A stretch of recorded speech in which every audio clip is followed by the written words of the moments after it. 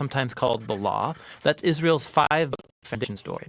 The N stands for Nevi'im, the Hebrew word for prophets. And this section consists of the historical books that tell Israel's story from the prophet's point of view. Then you get the poetic books of the prophets themselves. The K stands for Ketuvim, the Hebrew word for writings. This is a diverse collection of poetic books, wisdom books, and more narrative. And the Jewish people believe that through all of these literary works, God speaks to his people.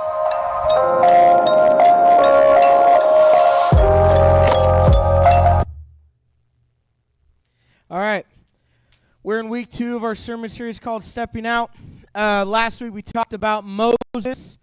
Last week feels like a really long time ago. Anyone else feel like the last 7 days have been like 3 years? Yeah? Well, I've heard great things if you are involved with the Sherwood play. I've heard great things about Emma. Right? It is Emma right now? Okay, I'm real confused on y'all do like 11 plays a year. I heard good things about Horizon's play, Beauty and the Beast. Heard good things about that. And I heard horrible things about Twalton's play because they didn't have one. So, heard it was horrible.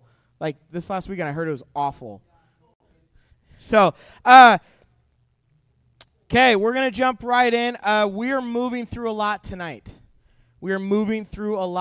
So I simplified the slides for you, but we're hitting on 8 stories and moving through 2 books of the Bible. So I need you to be just prepared. You're probably going to have a lot of questions after tonight, and that's good because we're going to have time to actually break some of those questions down later. So tonight's sermon is a comparison sermon.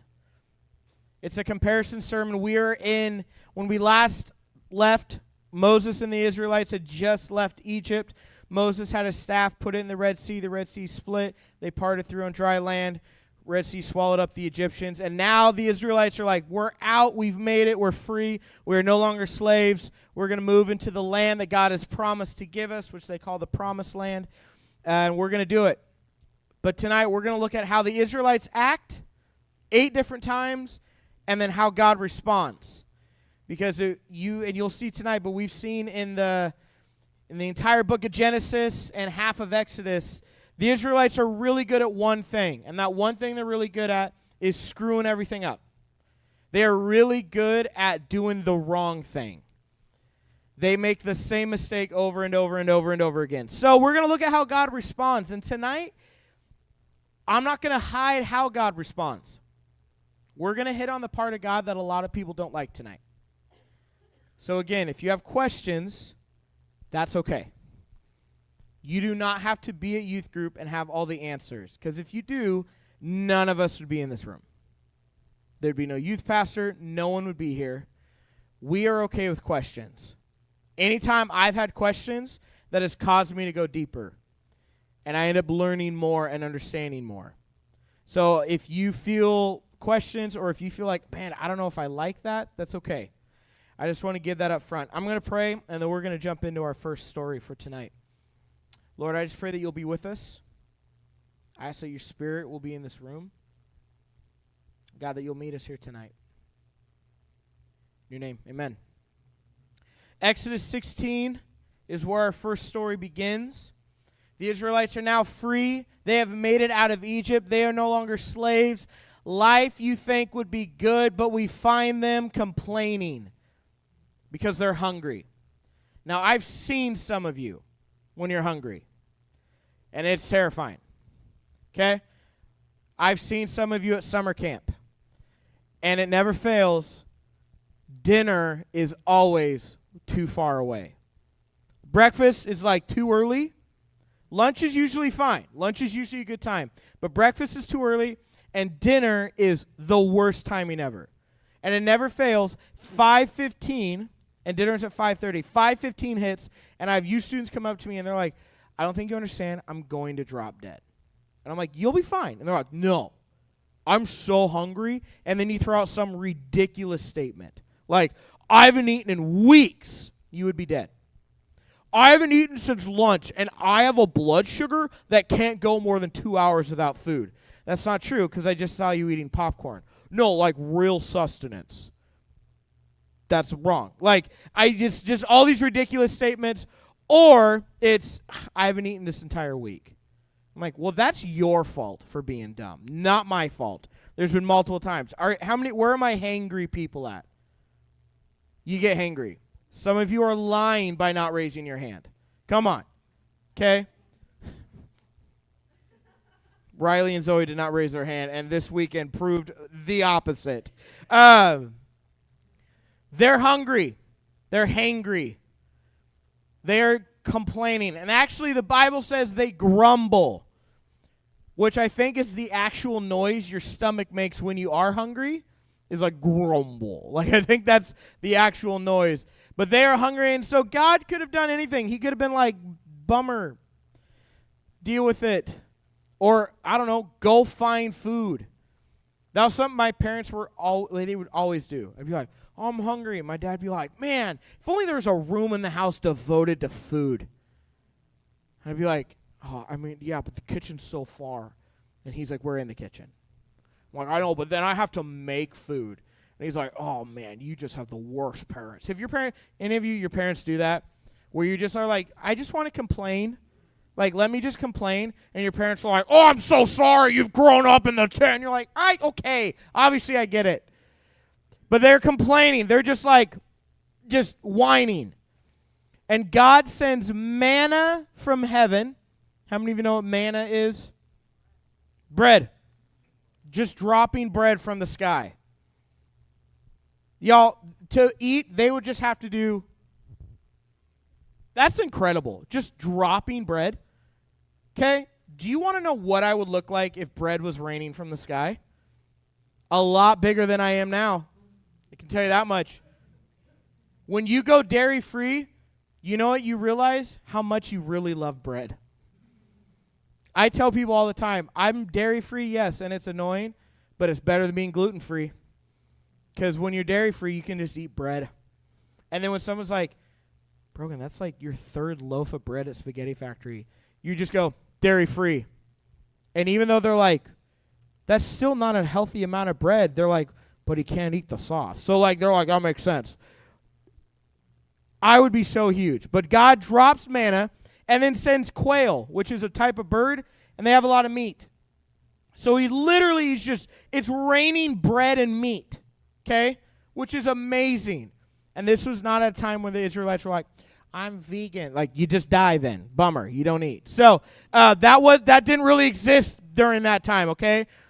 It like being like, I don't eat meat. They'd be like, oh, you're dumb. But then they continue to complain because they're like, well, I'm thirsty. Which does, I will say, if you're just eating bread and meat, you probably would get thirsty. Like, that does make sense. So God tells Moses, who's the leader of the Israelites, take the same staff that he put in the Red Sea and split the Red Sea with. He goes, go up to this rock, and I want you to just hit it. I would have loved to have been there when Moses got that command from God. I've been told to do something pretty dumb. That sounds out there. Like, I'd be like, did I hear him right? Go up to the rock, hit it with your stick. Okay. Just, yep, hit it. Hits it, water starts pouring out of it. If I was Moses, I'd be hitting everything just to see what happened.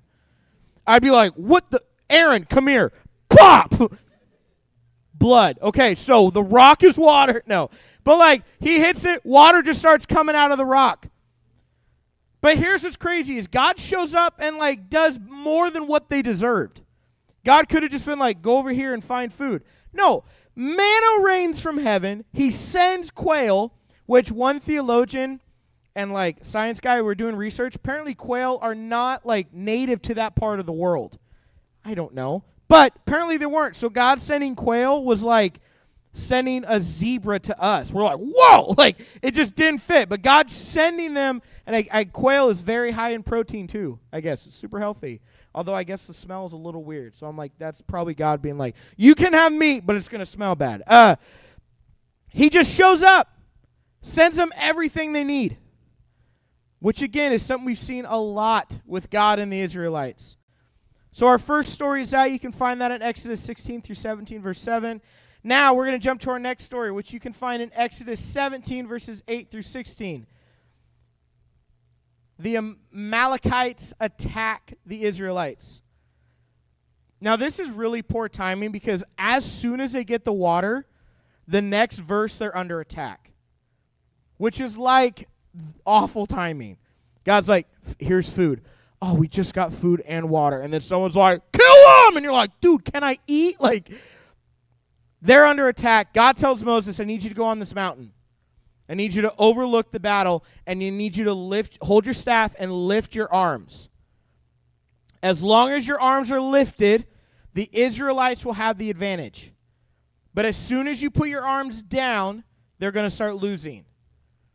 Can you imagine going to a football game and one guy on the team is responsible for that, and there's just a dude running around with his arms up the whole time? Or a sport we talked about soccer in middle school, but like, imagine, I'm trying to think of a sport with the word, bless you. Like, imagine just any sporting event. You're just like, well, yeah, golf's a great one. Imagine you're like at golf and you see a guy just walk up to the ball and he's like,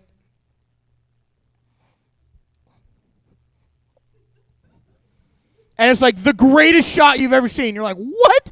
But then he puts his arms down and the ball just like disappears. Like, so Moses is standing there holding his staff with his arms up, and they have the advantage. I think this would be really cruel if God did this to like a theater student. Like, let's take Sherwood for example. Like, let's say like every time someone's like arms up, everyone sounded good. But as soon as you put your arms down, it's just like, like, you would find out who that person likes and who they dislike. You'd immediately find out. You'd like just, oh, he's up. Like, be brutal. But that's what happens. So Moses is up there and he's like just standing there holding his arms above his head, holding the staff. And Israel has the advantage, but he got tired. Because you can't just stand with your arms up the whole day. And his arms start to drop, and Israel starts to lose in this battle. So two men, one of them is Aaron. We've talked about Aaron. Aaron was the voice for Moses because Moses couldn't speak super well, had a speech impediment. Aaron was also the brother of Moses. Moses and a guy named Hur, H-U-R. His parents did not love him. Okay, let's just be real. I name you Hur. I'm her, you are her. What? Wait. Aaron and Hur show up. They bring a rock so Moses can sit down, and then they stand next to Moses and hold his arms up so that Israel will win the battle. Again, this sounds weird. You think like God could have just said, well, just here, you win. But I think God's trying to get the Israelites to see something in the same thing he's trying to get us to see. I will provide the victory you need, but it's not just going to be handed to you. I will show up. You will have what you need, but it's not just going to be easy. Moses had to have his arms raised. With the manna and the quail, they still had to go collect it. With the water, they still had to trust that God was going to provide something. Now we jump to Exodus 20. Exodus 20 in your Bibles. We're starting to notice the Israelites lack structure. They're kind of disorganized. They're kind of a mess. And God's like, okay, Moses, I want you to come meet me on a mountain. Can you imagine how intimidating that would be? I see this a lot because when I ask one of you, hey, come here real quick, I have a question for you. The immediate response I get is, am I in trouble?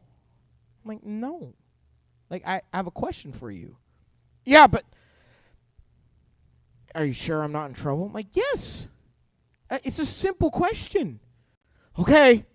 And then they walk up and they're like, but, so you're not mad at me? I'm like, am I not allowed to just have a conversation with you? Am I not allowed to ask you a question? But I do the same. I do the same with my own wife. Sarah will be like, Brogan? And I'm like, what? No. Sorry. And she's like, why did you just deconstruct? Like, you imploded.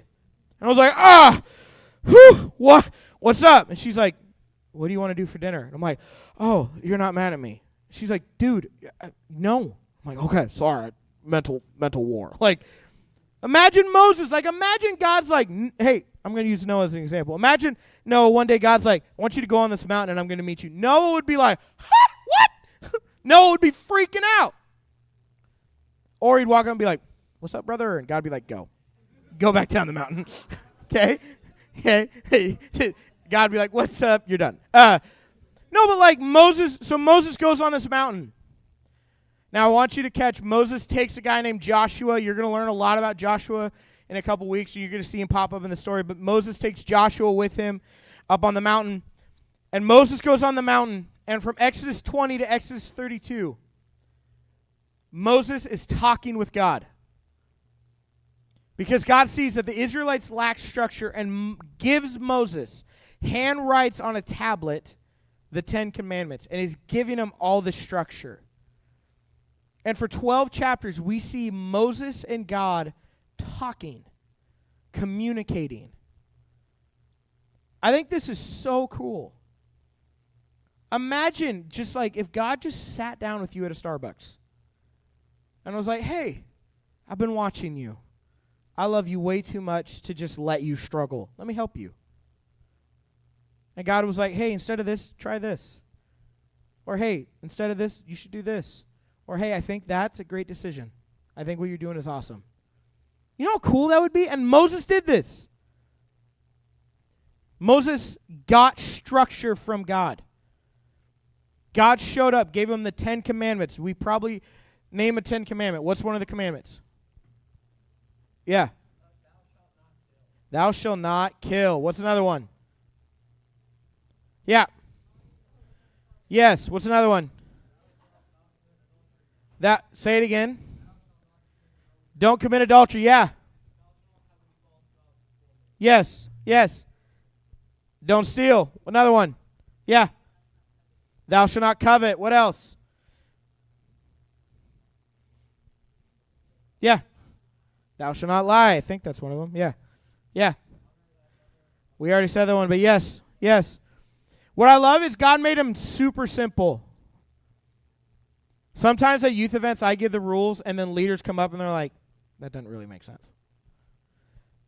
And I'm like, oh, whoops. But God made him super simple. He's like, hey, you know that killing thing? Don't do it. Hey, stealing? Don't do it. Although he said it in better words. I wonder, Michelle, we should try this summer at summer camp.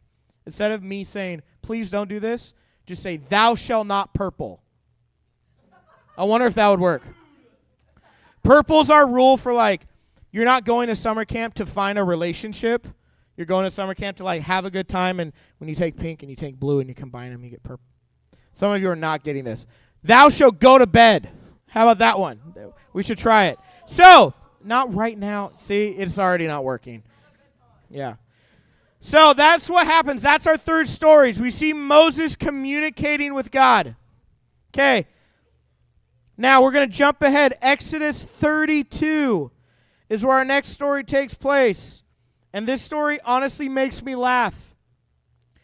When the people saw how long it was taking Moses to come back down the mountain, they gathered around Aaron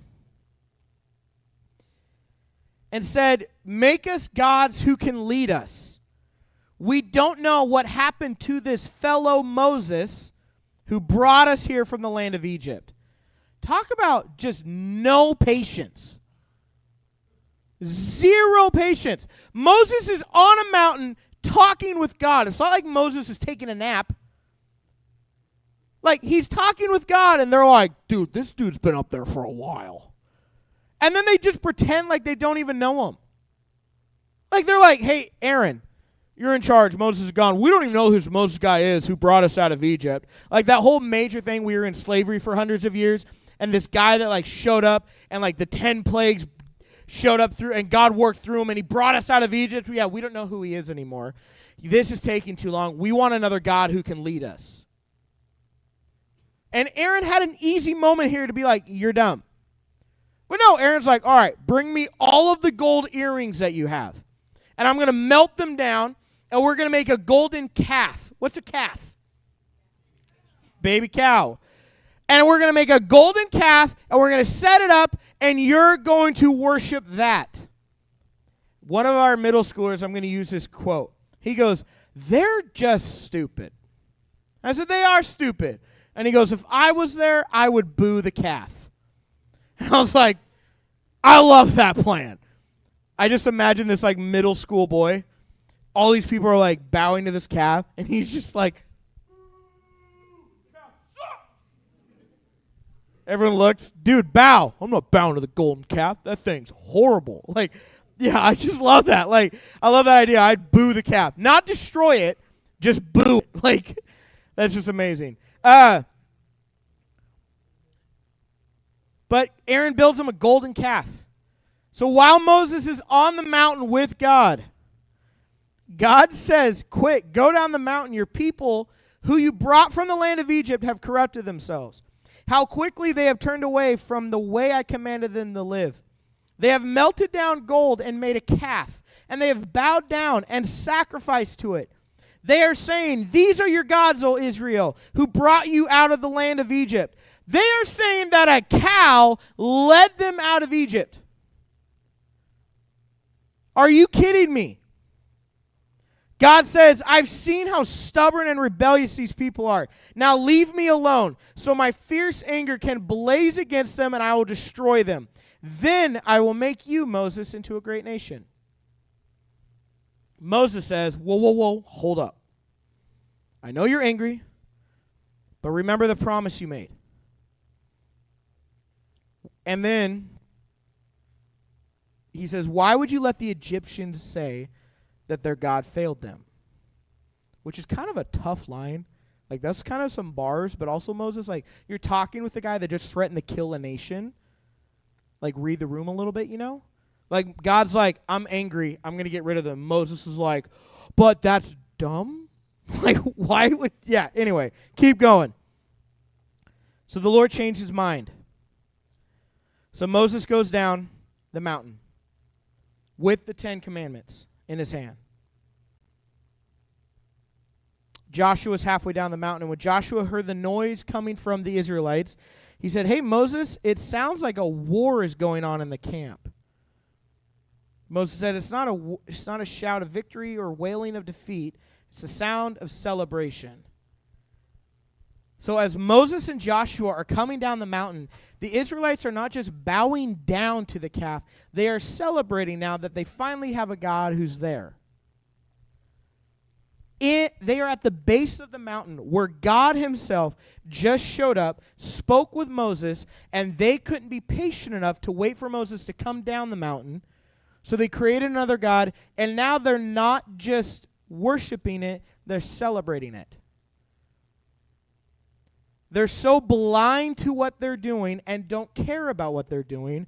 They're celebrating in the sin that they are doing. This sounds a lot like the world we live in today.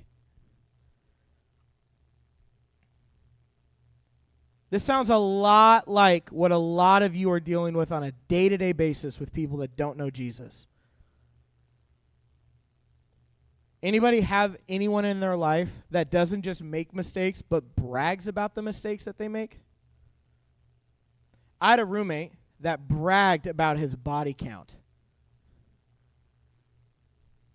By the way, this is at George Fox University, a Christian university full of Christian people who all love Jesus. And he one day walked in the house and he was high-fiving people. And I was like, dude, what's up? And this guy was like super, like he cared a lot about his academics. So he was a guy that would celebrate like a really small academic win. But he would come in and be like, boom, and he high-fived us one time and he's like, reach 10. I'd be like, 10. And he goes, body count. I'm like, are you kidding? And he'd be like, Brogan, what's your body count? I was like, well, I had 3 burritos yesterday, so 3? And then I'd be like, no, I went to the bathroom. I'm at like 1.5. Some of you are like, ew, dude, that joke stinks. Sorry. Sorry. But he was celebrating his sin. Celebrating his sin. The Israelites are celebrating that they now have a God who shows up. Even though the God that we've read in all of Genesis and Exodus, the God that led them out of slavery, the God that provided a way out, the God that constantly, through their whining and complaining, shows up, that God isn't good enough because he took too long. So God brought his anger. What I like is when Moses, have you ever gotten yelled at for what someone else did? Maybe? No? Yeah? Moses got chewed out a little bit by God, so Moses comes down a little ticked off. Moses came down, threw the stone tablets on the ground, smashing them at the foot of the mountain. He took the calf they had made and burned it. Then he ground it into powder, threw it in the water, and forced the people to drink it. Okay? We all know that was not necessary. He was just real mad. Okay? He took it, burned it, and melted it. That makes sense. But then when it like hardened and he powdered it, they were like, what are you doing? Throws it in the water, and he's like, drink it. You know, I wonder, my personality would have been like, dude, we get drink the water, bro. Okay. Like, Moses was that mad. Why? Why would you be that mad? Like, why would Moses be that mad? Yeah.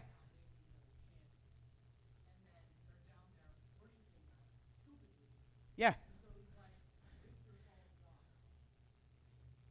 How good is your God that I can burn it and put it in water?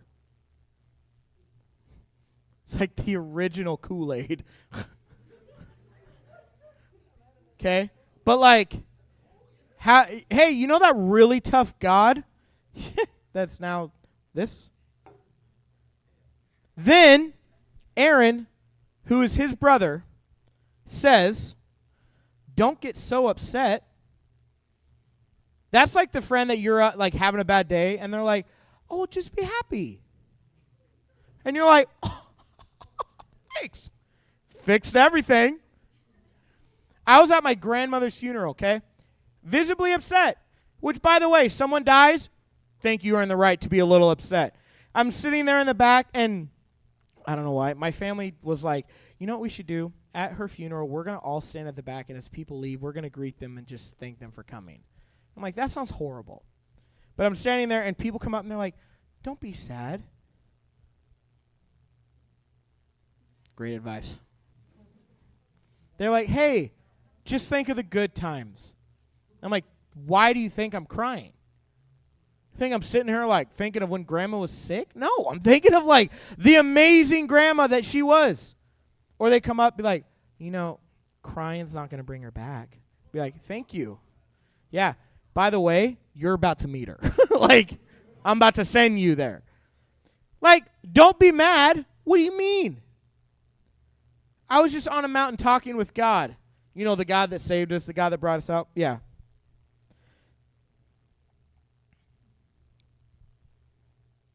Moses then finds out that there is a small group of people that didn't worship the calf. That there's a small group of people who did the right thing. There was a group of people in the tribe called Levites. You ever heard of that tribe? The Levites did not, all of them did not worship the calf. Some of them did. So Moses calls the entire tribe forward and says, you did the right thing. Well, most of you. I want you to get rid of your brothers and sisters that did the wrong thing. And 3,000 people were killed that day because they worshiped the calf. And then Moses says, today you have ordained yourselves. And the Levites became the priests of the nation of Israel because they stood up for what was right. So that's kind of at the end of Exodus. Next, can anyone tell me the next book? Morgan? Leviticus. Leviticus is the book that you will hear people talk about how it's so boring, there's no point, blah, blah, blah, blah, blah, and it's really, really sad. Because Leviticus is like the original instruction manual before Jesus. Leviticus is one of the most important books in the Old Testament. Can anyone tell me what Leviticus talks about? You were in middle school. I'm going to let someone else. Can anyone tell me? Riley? Yeah. The law. How to do things right. Leviticus is like, hey, there's this process called sanctification because you're real bad at doing things. So I'm going to give you a step-by-step way of how to be holy, of how to be sanctified, of how to receive grace and forgiveness, how to become a part of what we are part of. It writes it out. It's a step-by-step process. What's ironic, though, is they still couldn't follow that. So we're skipping over Leviticus, not because it doesn't matter, but it's a heavy talk. And I would say this, if you are at a spot where you're serious about your faith, you want to follow Jesus with your whole heart for the rest of your life, read Leviticus. It'll challenge you. When you see what pre-Jesus Christians had to do, it's going to make you a little bit grateful that you don't have to sacrifice animals all the time now. But I think it'll also give you insight to that we serve a God that, yes, he loves you. Yes, there is grace. But we serve a God that's sick of watching you make the same mistake over and over and over again, and instead of punishing you, gave you a way to live that's holy. Kyle said it earlier. He didn't just come to forgive you, but to give you a good life. A life full of holiness. Not a life of what you want, but a life set apart. So that's what Leviticus is about. If that's what you want to do, I encourage you to read that. But I will say, take it one chapter at a time. It's thick. It is 2 Qs thick. Like, it's heavy. And a C, sure. If that's how you spell thick. We're going to jump to our next story, which you find in Numbers 13. Numbers chapter 13. You will see that, or if you remember that God promised the Israelites a land, a promised land flowing with milk and honey. Why does he describe it flowing with milk and honey? What does that mean? Cody? Why else? What's the significance? Okay. We have Abby?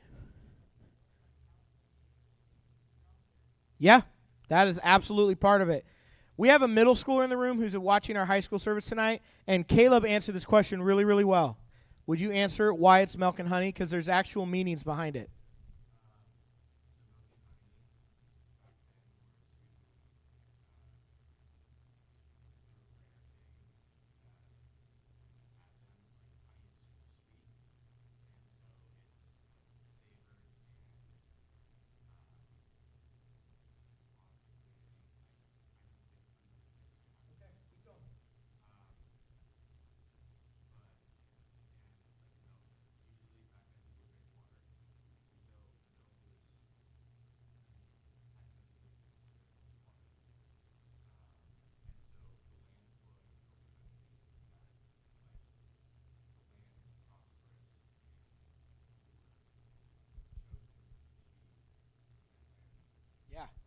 Yeah. It doesn't just have the bare minimum. It has a more and abundantly more than what you'll need. Good job, Caleb.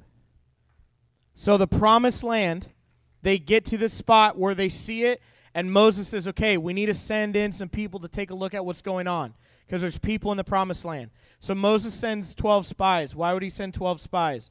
What's the significance? Not Morgan because he knows. Zoe. 12 tribes, 1 per tribe. Good job. He sends in 12 spies. One of those spies is Joshua, who we've talked about. We're going to talk about again in a couple weeks. The 12 spies go in and they look at the land. They see all that God has given them in this land. There's all these different things. They even find this amazing fruit. So they come back to Moses and they're like, oh my gosh, that land is so good. Look at some of the fruit. We brought you back some fruit. It's incredible. And Moses is like, oh my word, good. And they're like, so we shouldn't go. 10 of the spies are like, yeah, we shouldn't go. We shouldn't go. And Moses goes, why? And they go, because the people are tall. Scripture says that there are people who are giants. So that to me is like going, oh, we're going to lose the basketball game because the guy is tall. It's like, well, no, that's why you play the game. And then one spy named Caleb goes, no, we should go. We definitely should take the land. Like, that's the land that God promised us. We should go take the land. And the other 10 are like, no, the people are big. They have cities that have walls around them. And Joshua, who like is really involved in one of the leaders of the army, is like, we should go.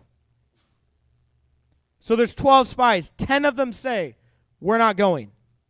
We should not go. It's not safe. We could get hurt. What happens if we lose? 2 of them are like, no, we should be going. Like, this is God's promised land. We should be going. So the Israelites, though, they act out of fear. They listen to those 10. There's one point in Scripture where Caleb is actually talking with the nation, and he's like, we should go. We can take this. And the other 10, out of fear, are like, no, what if we die? They want to kill us. And everyone freaks out. So God responds by saying, they're not allowed to enter now. Our next story is Numbers 21. It starts with the Israelites acting impatient, which is ironic because you're like, how many times are we going to do this? They begin to not just be impatient, but they start to speak against God and against Moses. Why have you brought us out of Egypt to die here in the wilderness? There's nothing here to eat and drink, and we're sick of the food that God has given us. So it's not that there's nothing to eat and drink. They're sick of the manna, the quail, and the water that God has given them. So God gets annoyed and sends poisonous snakes among the people, and many were bitten and died. Then the people come to Moses and they cry out, we have sinned by speaking against the Lord and against you. Pray that the Lord will take away the snakes. So Moses starts praying, and the Lord says, make a replica of a poisonous snake and attach it to a pole. All who are bitten will live if they simply look at it. So Moses made a snake out of bronze and attached it to a pole. Then anyone who was bitten by a snake could look at the bronze snake and be healed. Again, God did not have to do this. I heard this story and someone said this is proof that we serve an angry God because why did he send the snakes? Have you ever been hurt by someone the same way multiple times? What does everyone tell you to do? Get them out of your life. God is like sick of the Israelites doing the same thing. And he's like, okay, send snakes. But I'll still provide a way out. But I need to see the people that trust me. I need to find people that actually are looking out for me. And it wasn't even hard. It was simple. Just look at it. Just look. I wonder how many people died not looking at the thing that would save them. Like people in today's world. Our last story is in Numbers 32. Specifically, we're going to read verses 10 through 15. The Israelites at this point stop following God. Verse 10 says, the Lord was very angry with them, and he vowed, of all of those I rescued from Egypt, no one who is 20 years old or older will ever see the land I swore to give Abraham, Isaac, and Jacob, for they have not obeyed me wholeheartedly. The only exceptions are Caleb and Joshua. For they have wholeheartedly followed the Lord. The Lord was angry with Israel and made them wander in the wilderness for 40 years until the entire generation that sinned in the Lord's sight had died. This is a super, not positive ending to this story. There was a generation that was in slavery. They were in Egypt. They were slaves. They had been crying out to God for years, save us, save us, save us, redeem us, help us, find a way out, give us any way out of this place. So God sends Moses, calls a guy named Moses, sends him to Egypt, says, you're going to save your nation. You're going to save my people. Moses leads them out of Egypt. And that generation couldn't trust God long enough that God said, I'm so tired of you complaining, of you not trusting me. You don't get to see the land that I promised you. And the only two that do are Caleb and Joshua. And so for 40 years, the Israelites wander in the desert until everyone that was 20 or older dies, except Caleb and Joshua. So, I have one point. God is full of grace, but our actions have consequences. Yes, God is full of grace. Jesus died on the cross for you. He forgives you of your sins. Yes, all of that's true.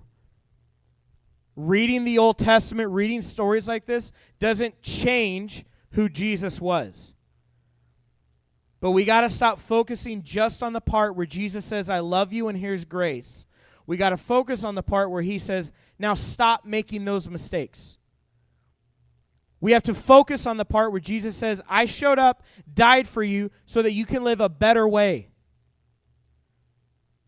We got to stop thinking, oh, God will forgive me. I can do what I want. God will forgive you. But there is a point you're going to run into some consequences because of the decisions that you've made. Consequences can be good or bad. Caleb and Joshua got to walk into the promised land. And not just walk. Caleb got to pick where he lived. Caleb was living well. Joshua became the leader of a nation. Joshua was one of the few people that was able to have a conversation with the heavenly being. Benny's going to talk about that in just a couple weeks.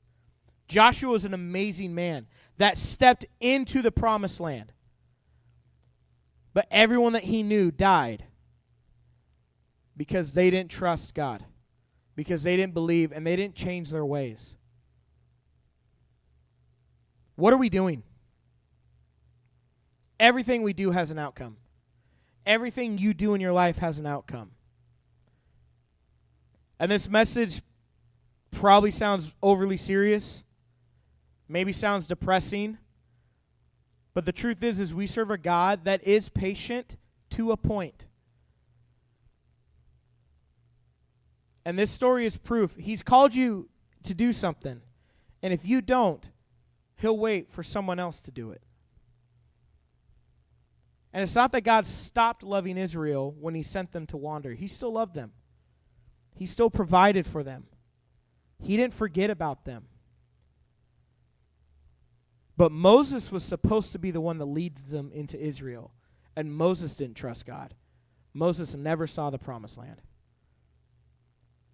There were probably some really, really old people who had spent most of their life in slavery and had prayed every day for a way out of the life that they were living, that had begged God. We talked about this last week. I played that clip from the Prince of Egypt, where they are literally singing, deliver us. Deliver us and take us to the promised land. Take us to the spot that you said you would give us. Please. And those people couldn't trust him. Couldn't wait.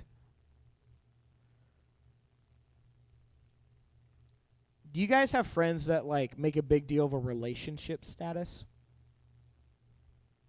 When I was in high school, Facebook was huge, and the way couples would announce that they were breaking up was they would change it from in a relationship to it's complicated. But they wouldn't say anything. So you would be sitting in class and you'd get a notification, and it says, Brendan and Sally are now it's complicated. And the whole class would be like, oh, snap. Something happened. It was so dumb. But it's the same. I talk with people all the time. I'm like, hey, so you guys are dating. We're not dating. we're just friends. And I'm like, you hold hands. No, yeah, but we're just friends. I'm like, I have a lot of friends. That is not what we do. We're not dating. We're just seeing if this would work. Haven't you kissed her?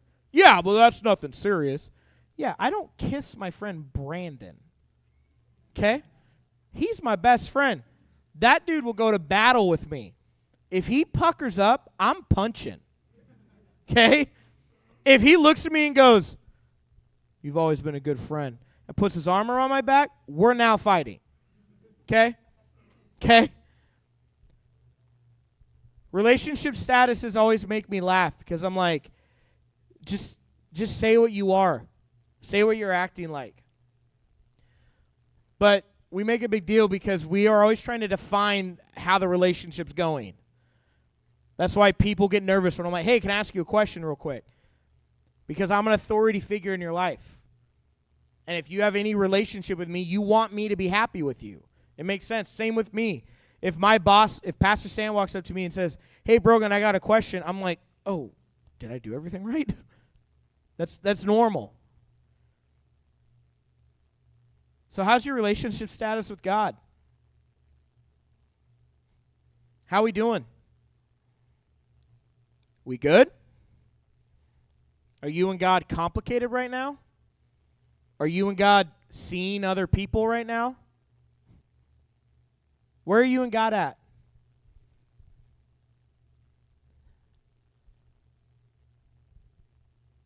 I know this is an uncomfortable question because a lot of you are trying to find ways to distract yourself right now. I'm just going to say this. If you want to distract and not pay attention to the message, you don't have to. But you're kind of showing me where you're at with God. We read that the God of the Old Testament and the New Testament is a God of love and a God of truth. He's a God of justice. He's a God of grace. He is a God who's patient. But he's not a God who's lazy. We serve a God that sees a world that is going to hell. And he is not sending people to hell. Just so you know, hell was created for sin. Hell was created because God cannot coexist with sin. So he created a place to send sin. But when you say no to Jesus, you are attaching yourself to sin. So you're catching a ride either to heaven by the grace of God or to hell by your own sin. And I know that might sound backwards to what people are telling you, that we serve a God that sends people to hell. We do not. Because if he sends us to hell, he wouldn't have sent his son. He sent one thing, and that was his son to die for you. He also sends himself multiple times. God could have just told Moses what to do, but he showed up and spoke with them. God could have just told Adam and Eve, "You made a mistake," but he walked among them. There are so many times when God could have taken the easy way out, but shows up for you. I know some of your testimonies. God could have left some of you alone in the family that you have, but he showed up when no one else did. When you were alone in your room and you were questioning on whether to keep going, God was like, "Hey, I'm here." I know where some of you have come from. We serve a God of grace, but we've got to stop making these same mistakes that we keep doing. And I'm talking to myself, I'm talking to the leaders in this room, I'm talking to everybody in this room. We serve a God, Andrew hit on this, that is not stagnant.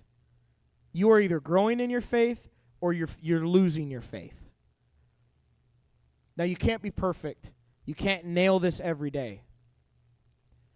But I ask, what is your relationship status with God like? Because if it is anything, then I wake up every day. I open my word. I start praying. Then it's not where it needs to be. And I have a strong call in my life, and there are days where I'm confronted by myself. There are days where I'm going to bed and I feel myself say, "Did you really do everything you could today?" Yes, God loves you, Brogan.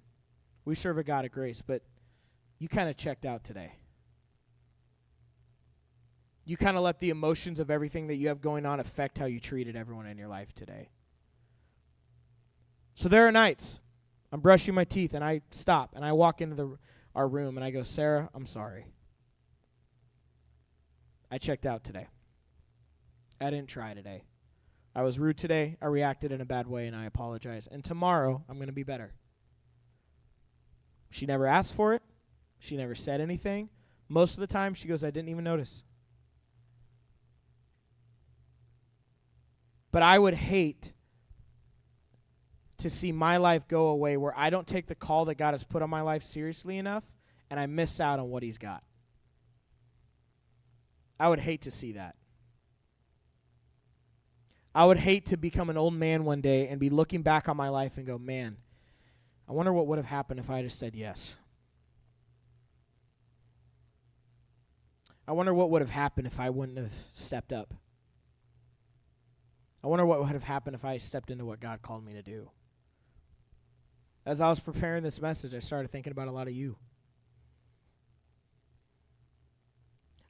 I am not the one that gave you salvation. I'm not the one that saved you. I'm not Jesus.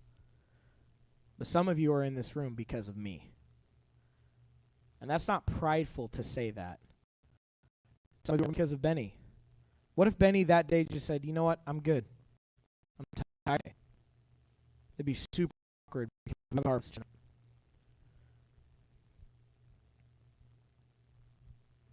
This is not meant to bring guilt, but this is meant to bring a little awareness and a little bit of a gut check.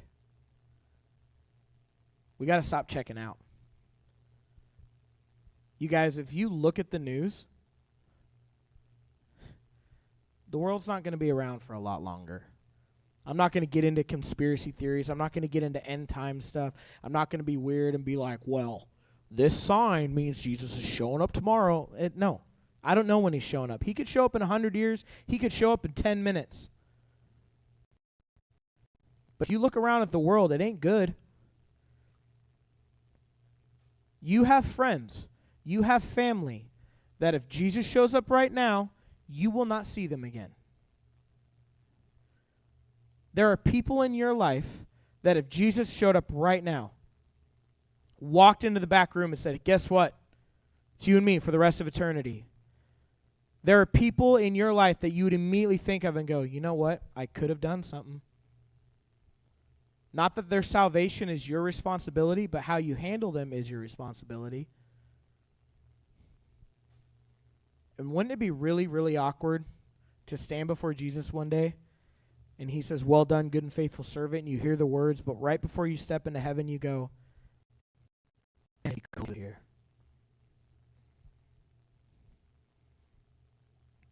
I told myself that every day as I prayed for my friend Brandon. Every day. Because there were so many days I wanted to give up, and then one day I said, you know what? It would suck to stand before Jesus one day and go, this would be a lot better if Brandon was here. And so I have a friend, I'm not going to say his name, but I have a friend right now that I'm praying for. And I've recently been challenged. Are you doing everything for him?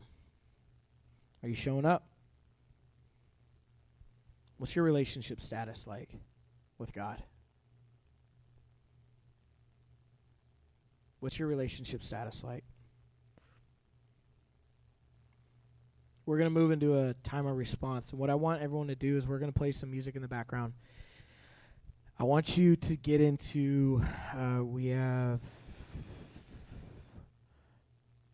6 leaders. Sorry, I had to count. When I stand before God, he'll go, the math thing was rough. And I'll say, I know. We have 6 leaders, so 6 groups. I need students to get into 6 groups right now. You share that. What we're going to do is I'm going to ask you some questions, and you're going to just answer them privately. You can either write it on your phone, write it on a notebook, write it on a piece of paper, write it on your arm, write it on your forehead. I don't care. Just write it somewhere. You're going to answer by yourself, and then I want you just in the group. You're going to just kind of talk with the people around you a little bit. And if you don't want to share, you do not have to. This is your first time at youth group. I'm Brogan. I'm the youth pastor. Nice to meet you. You do not have to share if you don't want to, but I encourage you to if you feel safe enough. So get into groups right now. Get into 6 groups. Move chairs. Circle up. I want you facing each other. And then I will ask the questions once you're in a group. That means start moving. Start moving. Start moving. Circle up. Boom. Face each other. Just so you know the locations, we have a group that's going to meet in the back by Benny. Hey, Quinn. Let's have you. Oh, no, Andrew's here. Andrew's going to be up in the front. Quinn's going to circle up right there and have a group. Michelle's got a group right there. Jason, let's have you circle up kind of over here. Oh, no, you can go in the back. Jason will be